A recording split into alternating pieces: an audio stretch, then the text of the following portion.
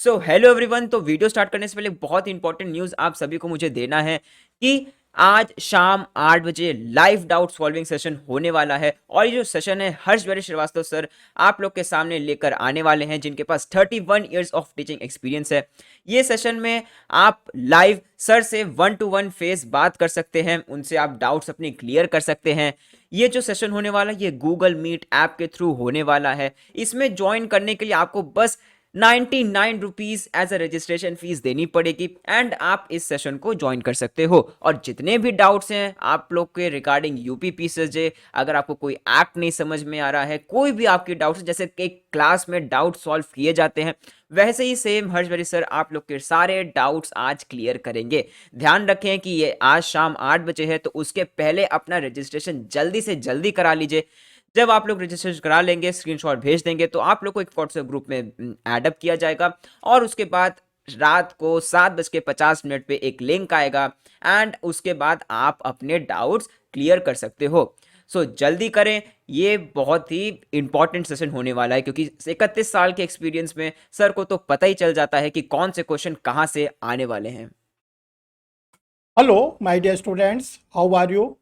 Dear student, आप लोग कैसे हैं? अब आप लोग के पास बहुत ही कम समय बचा हुआ है यूपी जुडिशरी की तैयारी करने वाले स्टूडेंटों को। और आप लोग को आज जो माइनर एक्ट का 3 एक्ट बचे हुए हैं वो आप लोग के सामने भेजा जा रहा है। डियर स्टूडेंट, इसको आप लोग पढ़ लीजिए। पिछला वीडियो नंबर 1 नंबर 2 भी ज़रूर देख लीजिएगा। और नंबर 3 आज आप लोग के सामने जा रहा है। तीनों एक्ट को पढ़ के जाएंगे तो जो आप लोग का माइनर एक्ट से क्वेश्चन उम्मीद है कि 25 से 30 आएंगे। पूरी उम्मीद है कि आप लोग मैक्सिमम क्वेश्चन इसमें कर ले जाएंगे। आपने जो पढ़ रखा है वो तो आप रिवाइज करें ही, प्लस इसको ज़रूर देख लीजिएगा। इसके बाद फिर माइनर एक्ट में आप लोग की समस्या न के बराबर हो जाएगी। Dear student, I am Harsh Bihari Srivastava, law experts, Pariksha refresher, online law classes from Allahabad. Dear student, जिन लोगों ने अभी तक सर का यूट्यूब चैनल सब्सक्राइब नहीं किया वो जल्दी से जल्दी सब्सक्राइब कर लें, क्योंकि परीक्षा रिफ्रेशर यूट्यूब चैनल केवल लॉ के स्टूडेंटों के लिए ही बनाया गया है। इसके कोई चार्जेस नहीं है, फ्री ऑफ कास्ट है। इसमें लॉ के सारे अपडेट आप लोग को समय समय पर दिए जाते हैं। और आप लोगों के लिए कोई एडवर्टीजमेंट आता है, कोई अमेंडमेंट आता है, कोई केस ला आता है, एग्ज़ाम के ओरिएंटेड कोई चीज़ होती है, वो सब आप लोग को परीक्षा रिफ्रेशर यूट्यूब चैनल पर जल्दी से जल्दी दिया जाता है। डियर स्टूडेंट, आप लोग को कुछ अपडेट और देना चाहते हैं कि 12 फरवरी को जब आप लोग का एग्ज़ाम ख़त्म हो जाएगा तो 15 फरवरी से आप लोग की कई क्लासेस स्टार्ट हो रही हैं। एक तो आप लोग की इंटरव्यू की क्लासेस स्टार्ट हो रही है 15 फरवरी से मॉर्निंग में, क्योंकि जो लोग बिहार का एपीओ दे रखे हैं, यूपी का एपीओ दे रखे हैं, या जो आगे जिनका सिविल जज का एग्ज़ामिनेशन होने जा रहा है, सबको इंटरव्यू की ज़रूरत पड़ती है। वो इंटरव्यू का एक ऐसा स्टेप होता है कि अगर उसमें आप किसी कारण से फेलोर हो गए तो आपकी सारी पढ़ाई ख़राब हो जाती है, आप जीरो हो जाते हैं। फिर आपको नए सिरे से प्री का एग्ज़ाम देना पड़ता है। और ये जो इंटरव्यू की क्लासेस हैं, ये परीक्षा रिफ्रेशर ऑनलाइन लॉ क्लासेस पर 1 साल में केवल एक बार चलती है। ये क्लास आप लोग को बराबर नहीं मिलती। तो मेरा ये कहना है कि इस क्लास में आप लोग ज़रूर जुड़ जाइएगा।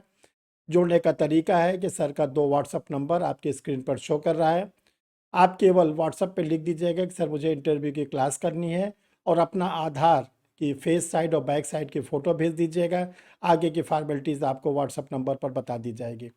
इसके बाद डियर स्टूडेंट, आप लोग के लिए राजस्थान जेलों की जो वैकेंसी आ रही है उसका क्लासेस स्टार्ट होने जा रही है।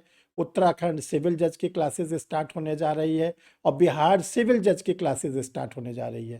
तो ध्यान रखिएगा, राजस्थान जेलों, उत्तराखंड सिविल जज, बिहार सिविल जज, ये सब क्लासेस आप लोग की 15 तारीख से स्टार्ट होने जा रही। एक साथ समय अलग अलग रहेगा, तो डियर स्टूडेंट आप लोग उसमें जुड़कर उसका फ़ायदा उठाएं। आप लोग को ये बताना चाहते हैं कि जो सर का पब्लिकेशन है जो 31 ईयर से चल रहा है, इसमें आप लोगों के लिए एक ऑफ़र दिया गया है कि जो स्टूडेंट 1 फरवरी से 15 फरवरी तक सर के किसी भी नोट्स को मंगाते हैं तो उनको 10% उसमें छूट दी जाएगी। जो स्टूडेंट जो नोट्स मंगाते हैं उसका अमाउंट अगर 500 है या अबव 500 है तो उनको 10% डिस्काउंट के साथ साथ एक लॉ के नोट्स फ्री में दिए जाएंगे। और तीसरा आप लोग को जो ऑफ़र खोला गया है वो ये है कि जो आप लोग को रजिस्टर पार्सल भेजा जाता है, लमसम 100 रुपीज़ के आसपास उस पर खर्च होते हैं, वो भी आपको फ्री किया गया है। डियर स्टूडेंट, ये ऑफ़र केवल 1 फरवरी से 15 फरवरी तक है। 15 फरवरी के बाद ये ऑफ़र ऑटोमेटिक लॉक हो जाएगा, फिर आप लोग को ये जो ऑफ़र है वो नहीं मिल पाएगा, फिर जिस रेट पर जो लॉ के नोट्स है उसी रेट पर मिलेंगे। तो जल्दी करिए, इसका फ़ायदा उठाइए। तो डियर स्टूडेंट, आज आप लोग के बीच में 3 एक्ट जो बचे हैं उसको एक-एक करके आप लोग के सामने डिस्कस किया जा रहा है और आप लोग रेडी हो जाइए एक-एक टॉपिक को देखने के लिए।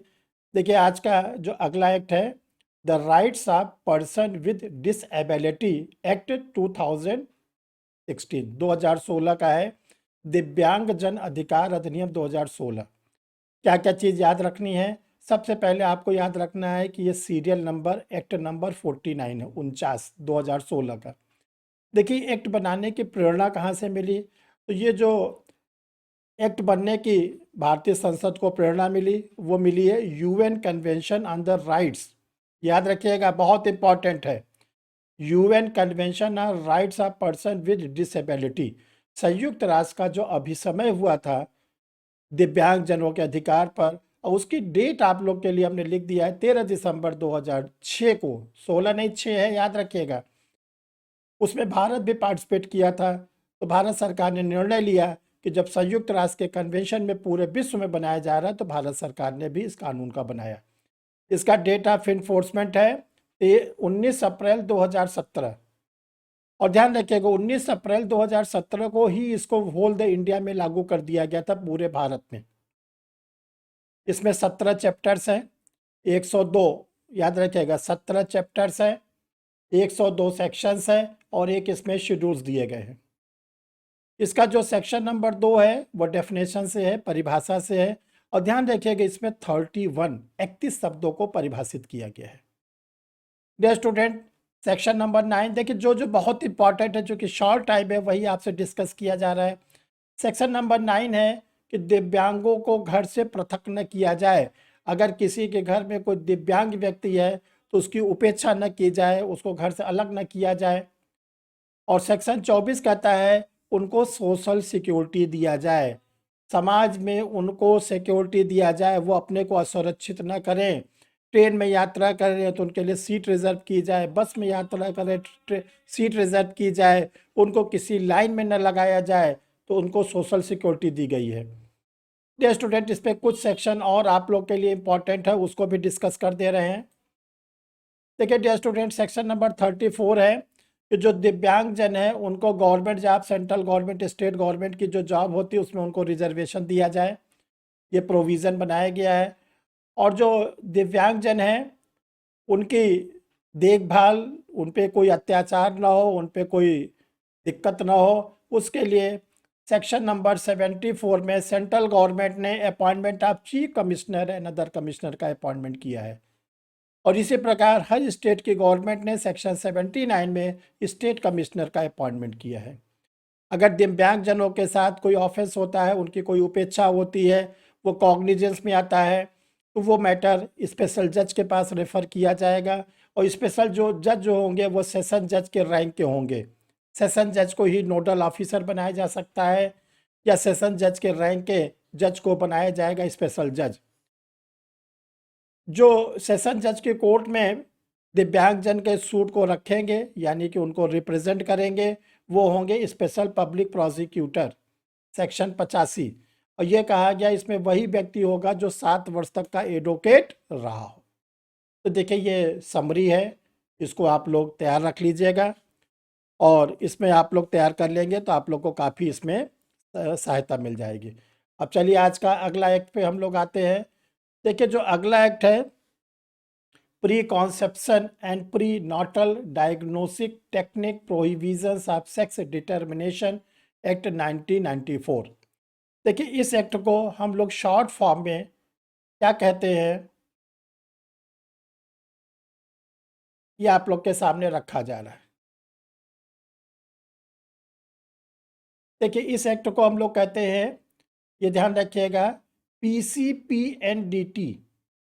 ये PCPNDT, ये इसका शॉर्ट फॉर्म है, गर्भधारण पूर्व प्रसव पूर्व निदान तकनीक लिंग चयन प्रतिषेध अधिनियम 1954। देखो, ये एक्ट जो है 57 नंबर है एक्ट का, और इसका जो डेट ऑफ इन्फोर्समेंट है वो है 1 जनवरी 1996। 1 जनवरी 1996। और ये जम्मू कश्मीर को छोड़कर उस समय पूरे भारत में लागू किया गया था।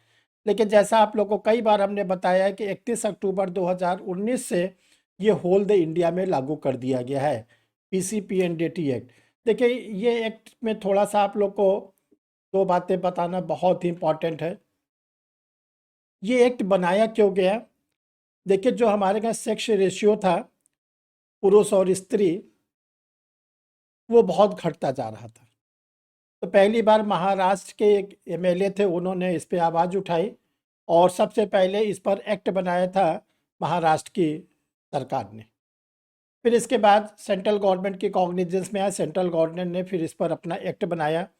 और ध्यान रखिएगा, जब 1994 में ये एक्ट बनाया गया था, तो बहुत ध्यान से समझिएगा कि 1994 में ये एक्ट बनाया गया था। उस समय इसका नाम पीसीपीएनडीटी नहीं था, ये ध्यान रखिएगा। उस समय इसका नाम वो नहीं था। 1994 में जब इस एक्ट को बनाया गया था, तब इसका नाम था pre natal diagnostic technique regulation and pre conception of miss use act. उस समय इसको हम लोग बोलते थे पीएनडीटी। पीएनडीटी 2003 में इसमें संशोधन किया गया, याद रखिएगा।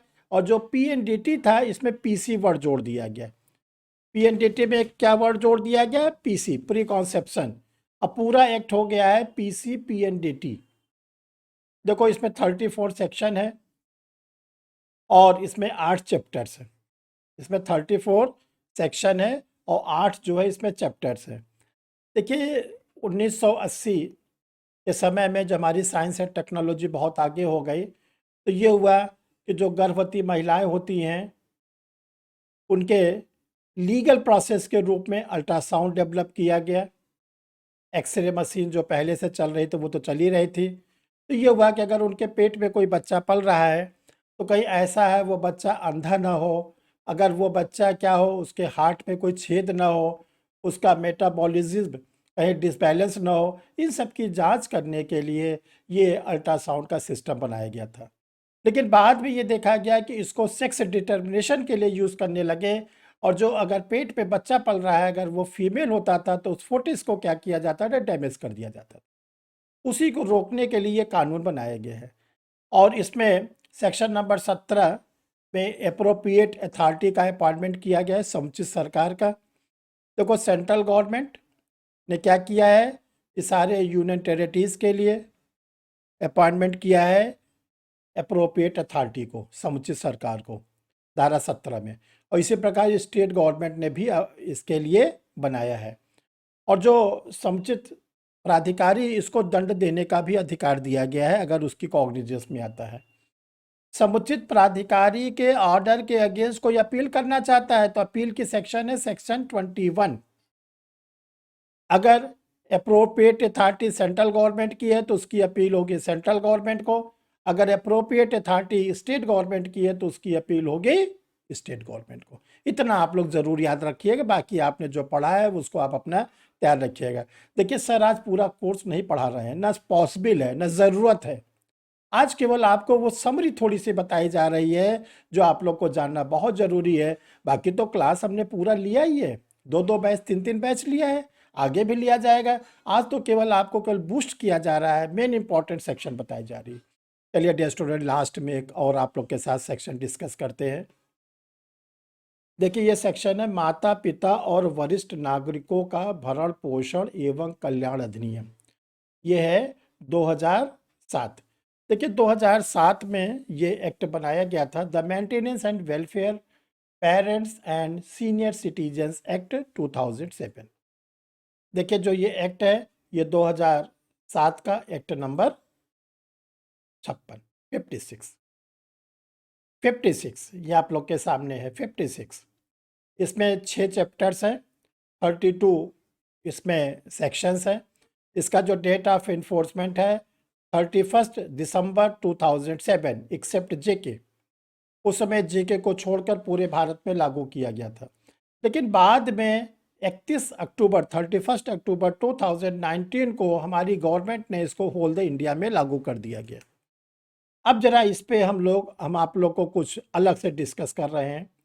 देखिए, बहुत ध्यान से देखें आप लोग, इससे भी क्वेश्चंस जो आएंगे वो गलत ना होने पाए।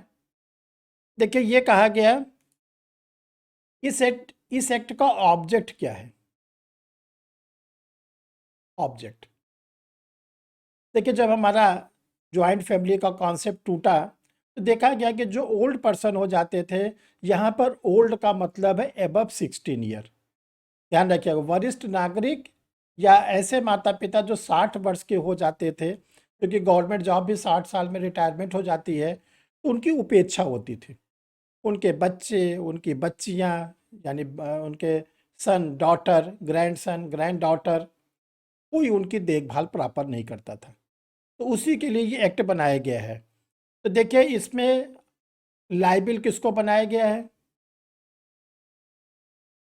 किसके ऊपर दायित्व रखा गया है? ओल्ड मदर फादर की देखभाल करने के लिए दायित्व किस पे रखा गया है? 4 लोगों पर।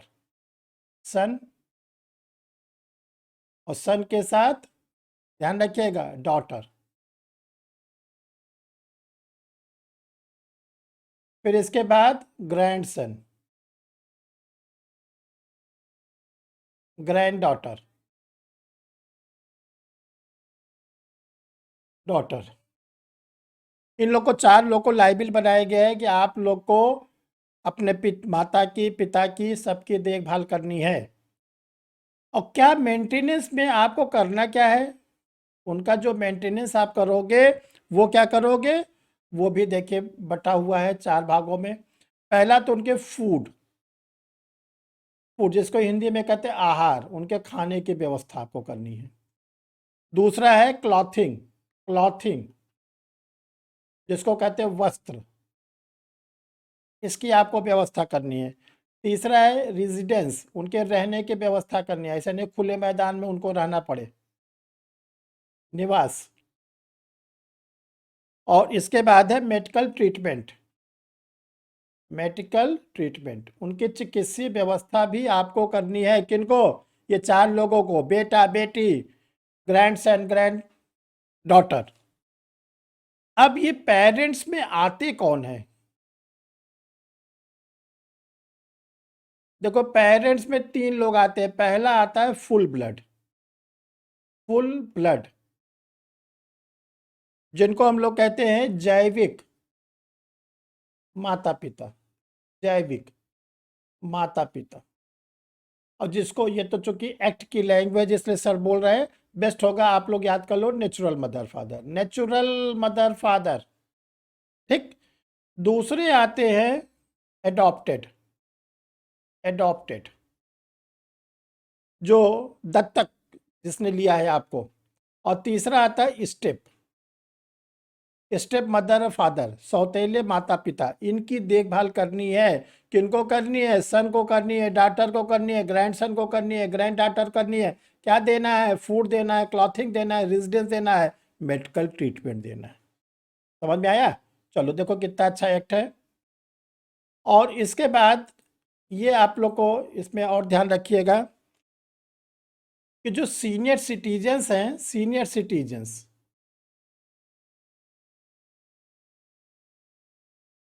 इनको कहा गया एबव 60, ये सब प्री में आएगा। 60 साल के ऊपर के जो भी मदर फादर जो भी हैं, वो सब माने जाएंगे सीनियर सिटीजन्स। अब ऐसे लोग जो इशूलेस है, संतानहीन, इशूलेस, जिनकी संतानें नहीं हैं, उनका देखभाल कौन करे? ये सबसे इंपॉर्टेंट क्वेश्चन आया। भाई, जब उनके इशू ही नहीं है तो देखो, 2 बात कही गई।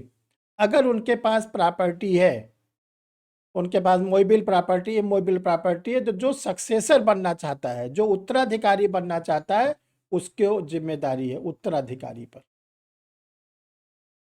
उत्तराधिकारी में भाई का बेटा, बहन का बेटा, कोई भी आ सकता है, उसके ऊपर इसकी जिम्मेदारी रखी गई है। और अगर मान लीजिए, सपोज करिए उसके पास प्रॉपर्टी वगैरह नहीं है, तो ये कहा गया उसको भेजा जाएगा वृद्धा आश्रम, वृद्धा आश्रम जिसको कहते हैं ओल्ड एज ध्यान रखिएगा, वृद्धा आश्रम भेजा जाएगा, जो ओल्ड एज होम होता है, old age home, old age के रहने वाले लोगों के लिए होम।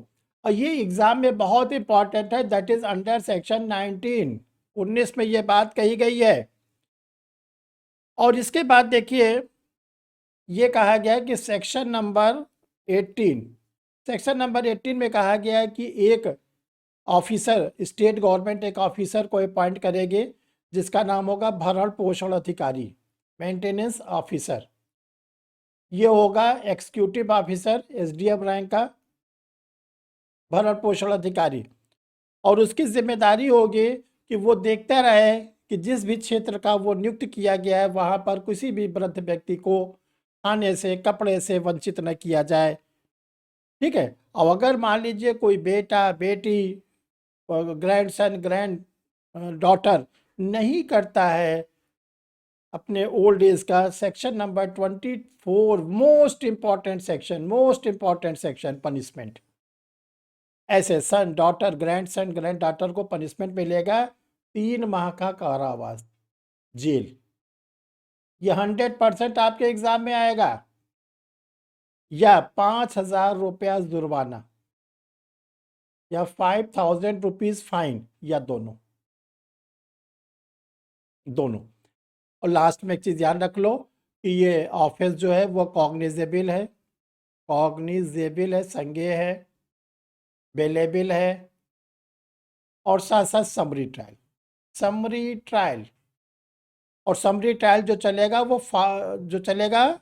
वो कौन चलाएगा? JMFC, judicial magistrate first class. Dear student, sir ने आप लोगों के लिए जो 9 माइनर एक्ट कंप्लीट कराए हैं, इसके पहले आज का तीसरा माइनर एक्ट है। इसके पहले 2 आप लोग को वीडियो जा चुके हैं। हर एक वीडियो में आप लोग को 3-3 माइनर एक्ट कंप्लीट कराया गया। वीडियो नंबर 1 में 3 माइनर एक्ट, वीडियो नंबर 2 में 3 माइनर एक्ट, 6 हो गए। अब आज का वीडियो नंबर 3 है, ये इसमें भी 3 माइनर एक्ट है। 9 माइनर एक्ट आप लोग के लिए कंप्लीट कराए गए। और बस आपको लास्ट में सर एक चीज़ कहना चाहते हैं, डियर स्टूडेंट, डरना नहीं, घबराना नहीं, धैर्य रखना, पेशेंस करके अपने एग्ज़ाम को देना, टाइम को, मैनेजमेंट को बिल्कुल ध्यान में रखना। और पेपर मिलने के बाद बहुत ही कंसंट्रेट होकर आप अपने एग्ज़ाम को दीजिएगा। सर आपके साथ हर समय हैं। और एक चीज़ आपको लास्ट में और बताना चाहेंगे कि आप लोग, ये पढ़ाई तो आपने खूब किया, आपने बहुत मेहनत किया, सर भी आपके साथ लगे रहे। एक चीज़ आप लोग अलग से ज़रूर कर लीजिएगा कि जिस दिन आपका पेपर रहे उस दिन आप अपने इष्ट देव को ज़रूर याद करिएगा। आपके घर में जो मदर फादर हो, जो आपसे बड़े हो, उनका ज़रूर आशीर्वाद लीजिएगा। और आपके जो टीचर हैं, सर हैं, उनको आप ज़रूर याद रखिएगा कि सर हमारे साथ हर समय हैं। जहाँ पर भी किसी क्वेश्चन में आप फंसिएगा, दिक्कत आएगी, बस आप सर को याद करिएगा, आप देखिएगा आपका आंसर सही निकल जाएगा। Thank you my dear students.